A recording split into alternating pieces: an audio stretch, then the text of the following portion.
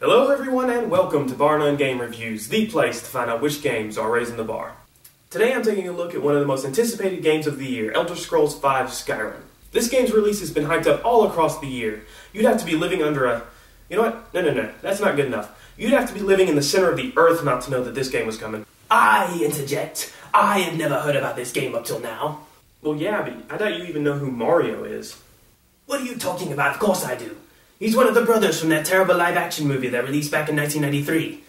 What does that have to do with gaming? Do you at least know about Angry Birds? Birds can be angry. For those of you who don't know, Elder Scrolls is a series of open-world fantasy RPGs. In this game, your character is captured by the Imperial Legion under the mistake that you are a part of a rebel group called the Stormcloaks. You and the leader of the Stormcloaks are set to be executed, but are saved when a dragon appears and destroys everything, allowing you to escape in the confusion. You know what, I just thought of something. Why is it in these games that the hero always starts out as a dreg of society? I mean, in Morrowind you were a former slave, in Oblivion you were in jail, and now you start out on death row. I mean, Tamriel must really be scraping the bottom of the proverbial barrel for them to have to settle for these guys as heroes. Or maybe it's a political thing. My lord, dragons are invading. We need you to select a champion. Oh, just go pick out one of the rabble from the prison yard. I'm sure it'll work out. Fairly early on, it's revealed that your character is the Dovahkiin, or Dragonborn, a slayer of dragons who can absorb the souls of the fallen dragons and use their powers. In Skyrim, freedom is the name of the game, and there's a completely open world out there for you to explore and several things to do.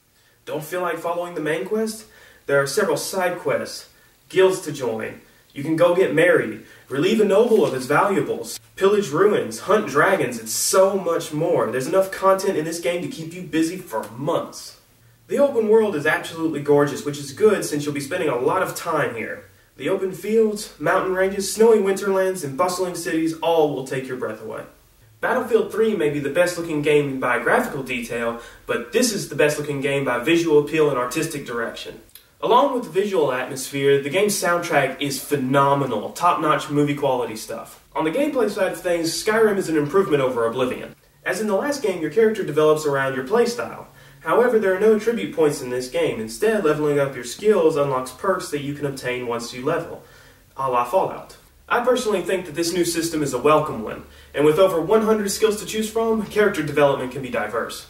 The combat has also been improved. The ability to dual-wield weapons and spells, along with some better physics and kill animations, make the combat fun and visceral. However, landing a direct hit with a melee weapon on a target still has the same weightless feel to it as it did in Oblivion. Cleaving through someone's torso has all the resistance of a wet noodle. The main story is probably the weakest part of the game. For those of you expecting BioWare-level storytelling, you will leave disappointed. However, the game is less about complex characters and plot development and more about carving out your own adventures in the world, which the game excels at.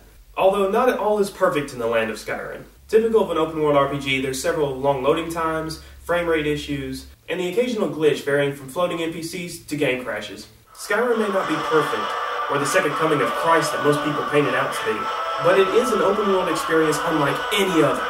If you have not gotten this game already, and you only purchased one more game this year, make it Skyrim.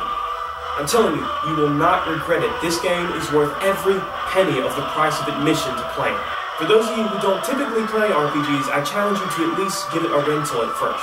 Well, that's all the time I have for today. This has been BarNone Game Reviews, the place to find out which games are raising the bar.